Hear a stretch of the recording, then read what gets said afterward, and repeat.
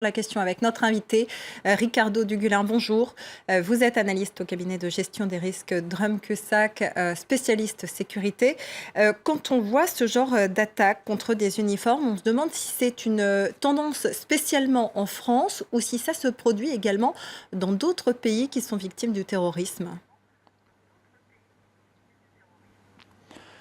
Oui, donc ça c'est une tendance qui est en forte croissance en France, mais à l'international, c'est quelque chose qui est très présent dans les pays qui ont des risques de terrorisme.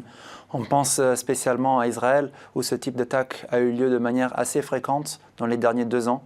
On pense aussi ici en Belgique, où des attaques contre la police ont eu lieu. Et donc c'est quelque chose qui peut se passer pour plusieurs raisons, surtout 2 points. Donc d'un côté, les militaires et les policiers sont visibles et sont des cibles assez simples, vu que ceux qui sont en faction d'un point de vue statique ou sur des patrouilles assez lentes. Donc les personnes qui veulent les attaquer peuvent les attaquer, les cibler. Et le deuxième point, c'est que ces attaques peuvent délivrer une certaine victoire d'un point de vue de propagande pour les personnes qui touchent les militaires et les policiers.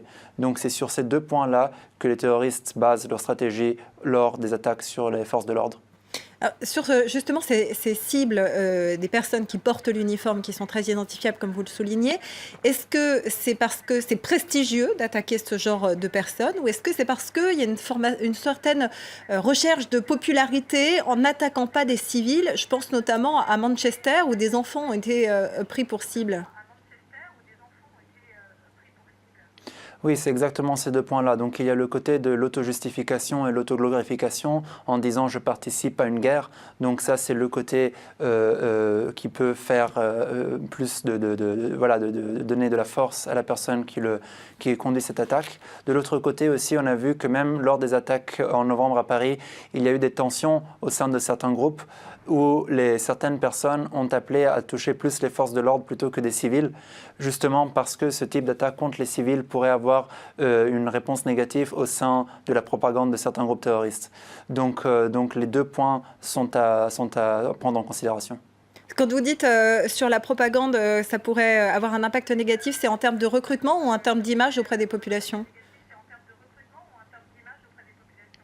En termes de recrutement, l'idée c'est toujours de pousser l'idée que certains groupes sont en guerre, une guerre déclarée contre des États européens.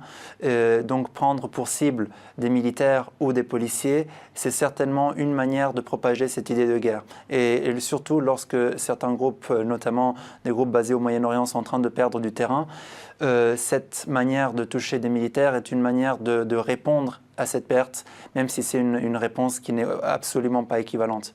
De l'autre côté, le côté de cohésion au sein du groupe, on a vu ça aussi dans le passé avec Al-Qaïda, il y a des pertes de cohésion vis-à-vis des stratégies à prendre pour mener les attaques. Et donc ça, c'est quelque chose qui pourrait avoir une influence sur le long terme par rapport à l'idéologie que certains groupes vont prendre. Merci beaucoup pour cet éclairage, Ricardo Dugulin. Merci.